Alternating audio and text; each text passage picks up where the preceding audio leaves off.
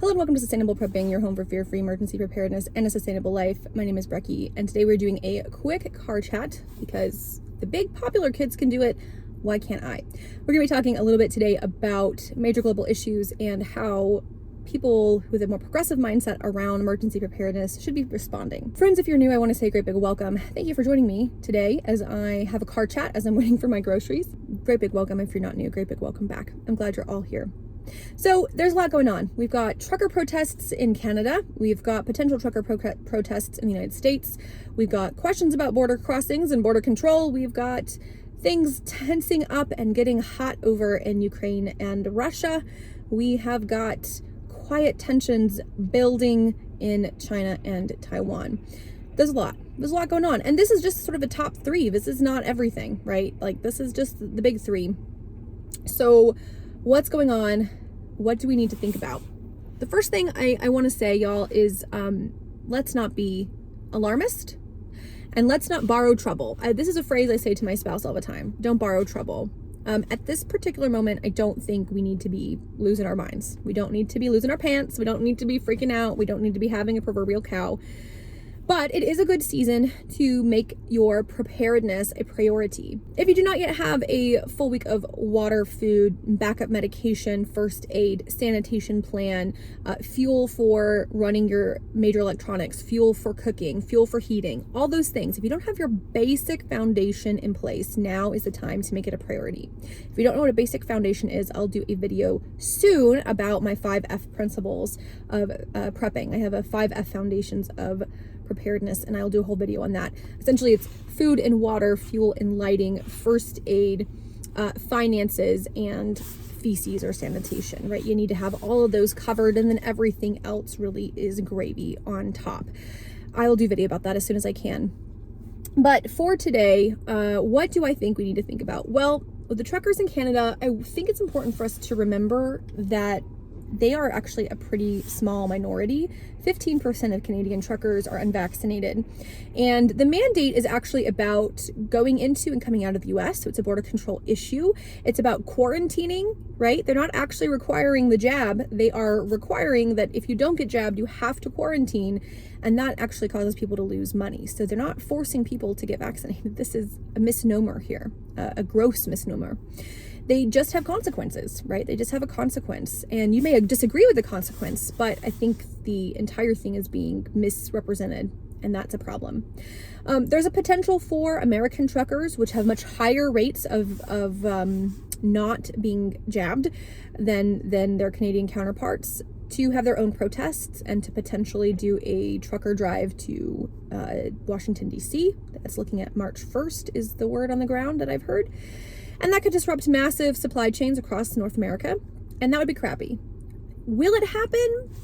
They've tried this before. There was supposed to be a trucker rally some few years ago, and it didn't pan out. So possibly, also maybe not. There's not a truckers union. If there was a truckers union, they would have a much better stead. They'd actually be able to, lobby for some changes, but there's not a big trucking union. And so they don't have a lot of bargaining power, except for the fact that, right, they drive things. So the question is, are they going to do it? They're going to follow through? I don't know. But because we don't know, it's good to be prepared. Get your essentials in line. Get what you need organized. If you can get your doctor to write you a script so you can have an extra week, 2 weeks, 1 month of your most essential medications, do the thing. Do it today, right? Today's a Sunday, so maybe tomorrow. Do the thing right now so that it's done. All right, looking farther afield, Russia and Ukraine. There's military buildup. And the question is this the military buildup that's going to lead to a conflict, an armed conflict? I don't know. I know that my brother's a medic, and the last time he was in a deployment unit, he went to Latvia, and that was at least 5 years ago. I know that there was a buildup of personnel under the Trump administration, and then nothing happened. So is this a pissing contest between two hyper-masculine world powers? Possibly. I think Putin doesn't want a war because he doesn't need it. He's got the cyber hacking lockdown. He could take out so much of our infrastructure just from a cyber attack, and I don't know why he would have a proxy war in Ukraine. Now, I'm not a politician. I'm also not a dude who has fancy toys with fancy guns and fancy bombs that are fun to play with. If I've spent several millions and billions of dollars purchasing, I might as well use. Like, I don't know. I hope and pray and, manifest that cooler minds and great wisdom will prevail, but I really don't know. I really don't know. I'm not a social scientist. I'm not a political scientist. I'm a historian, but I'm not a political scientist. So I hope that nothing happens. I hope we don't create a proxy war. I hope that none of that falls out. And honestly, unless there's an acute issue, right? Unless there's an assassination, unless there's a shooting or a bombing, unless there's a major cyber attack that we can definitely trace to Russia, right? I think right now we just have a pissing contest. I think we want to show off the toys that we have to remind each other that we have them. And that's my hope. That being said, you should get your 5 Fs under lock. You need to have at least a minimum of 7 days. And friends, 7 days really is the minimum. You should be aspiring for a month. A month of food and water with water filtration, a month of fuel and lighting options. And when I say fuel, I mean a generator to run your most essential items. If that's a fridge and a freezer, if that's a CPAP machine, if that's, your laptop and your cell phone, whatever, you have to determine that for you, but you need to have fuel to run those. You need to have fuel to heat your home. If you live in a place where it's cold, you got to have fuel to heat your home. If you live in a place where it's hot, maybe you're in South America and it's hot as balls right now, you need to have a way to cool in order to be safe. So that's what your fuel is for. Lighting, of course, is to be able to see, right? You got to have fuel and lighting. You got to have some financial plans in place, not just with a plan to get rid of debt and a plan to become as solvent as possible, but to also have some cash on hand. Okay, cash on hand is helpful. I'm not talking about $1,000, people. I'm talking about a couple hundred if you can afford it. Have it in some 1s, 5s, and 10s, and 20s. You don't want it all in 20s, because if something costs $5 and you only got a 20, you're paying 20, right? So have a nice variety of bills, have them spread out in different locations, but have those things in place. Okay, and then finally feces or your sanitation. What happens if the plumbing bursts and your toilet doesn't work? Have that plan in place. Create an emergency potty. Watch this space for a video. I'll try to get it up this week. I really will. I'll try to get it up this week. All of that is to say, right, are we going to not have shipments coming from Europe? Are we going to have some problems getting, items that need to travel overseas? Are we going to see a movement of the military? Are we going to see, potentially, if we have a war, rationing? I mean, if we have a serious war, we're going to be going to rationing. You're going to look towards World War II and all the things that happened there. I don't think we're there yet. I don't think we're even close to that yet. But that's the logical, 5th, 6th, 7th, 8th step down the road if this is the road we're going to travel. So start thinking about what you need. Minimum of a week, aiming for a month, okay, for your 5F basics. Looking a little bit further afield to China and Taiwan, will China invade Taiwan? I think the answer is likely. I don't foresee a future in which they don't try to take Taiwan and that there isn't a conflict. The question is whether or not U.S. as a longtime ally of Taiwan actually supports Taiwan. And if we have an engagement in Russia, we won't. I think China's going to use some soft power through shipping lines, through all the fact that our electronics and our pharmaceuticals are made in China. We are addicted to cheap Chinese goods. I think that they're going to use that to prevent the United States from supporting Taiwan.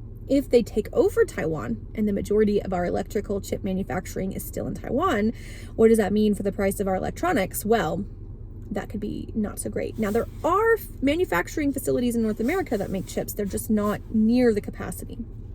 And there's some problems. In fact, I saw a documentary about a Chinese company opening in Ohio or Kentucky, and they were owned by the Chinese, run by the Chinese, but they were a bunch of white rural Americans, and the culture conflict there. If I can think of the name of it, I'll stick it down in the description. At any rate, this is going on too long.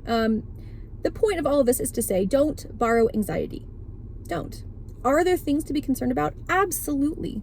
But it's winter. You should be concerned about storms. Even if you live in a place that doesn't get storms, you should be concerned about storms. You should work hard and make the priority now to get your essentials in place. Aim for a month. If you have a month, aim for 2 months. If you have 2 months, aim for a third. After about 3 months, I think that you are solid. I've said this in a video that will go up later. It's one of my unpopular opinions. I think the gold standard of a year's supply of food is a little bit redundant. 3 months will serve you well. If we have a major conflict and you are using your reserves past 3 months, we're going to be looking at needing to relocate. And so perhaps getting that go bag packed, getting that evacuation route outlined, that's what's needed. And that's okay. Make that plan now. Do it now before a crisis occurs. Do it now while you have a calm and confident mind. If you need help, if you want support, let me know. I have a Facebook group and I'm very happy to work with you. Maybe not on exactly a one-on-one basis, but certainly in that group setting. It's a small community and we're very supportive of one another. And I'd be very, very happy to help you. If you have a live stream topic you'd like me to cover, leave it down below in the comments and I will try to set up some live streams either in the Facebook group or here on YouTube. You can come and hang out with me over on Instagram. I'm happy to chat, happy to talk to you over there. That channel of mine, the Instagram, has a lot more of my homesteading and homemaking and all that kind of stuff, as well as emergency preparedness. So it's a bit more of a blend than what's here on the YouTubes. If you're here for sustainable living stuff, y'all, I'm putting out a whole wonderful series on the ways in which sustainable living actually can inform your emergency preparedness, and I'm excited about it. So please stay tuned for that. As always, my dear friends, it is better for us to stay calm and confident. Do not borrow trouble. Do not be anxious. Peace, inner peace, is not an absence of conflict. It is the choice to stay calm and confident. It is the choice to not give in to anxiety and fear. And I invite you to really exert that inner peace. Turn off the media that makes you anxious. At this point in time, nothing is happening. Something could happen, but it's not happening yet. So don't borrow that anxiety until you absolutely need to. Get your preps ready. Ask for help where you need it. If you need a guide, I've got a guide. Happy to email it to you. It's totally free. If you want my paid class, I do a whole course on getting an entire month of food storage ready in just a weekend. I'm happy to link you to that as well. It's not expensive. I have it. I'd love for you guys to use it if it's useful to you, but certainly I'm not here to sell stuff. In all things, friends, be calm, be confident, and happy prepping.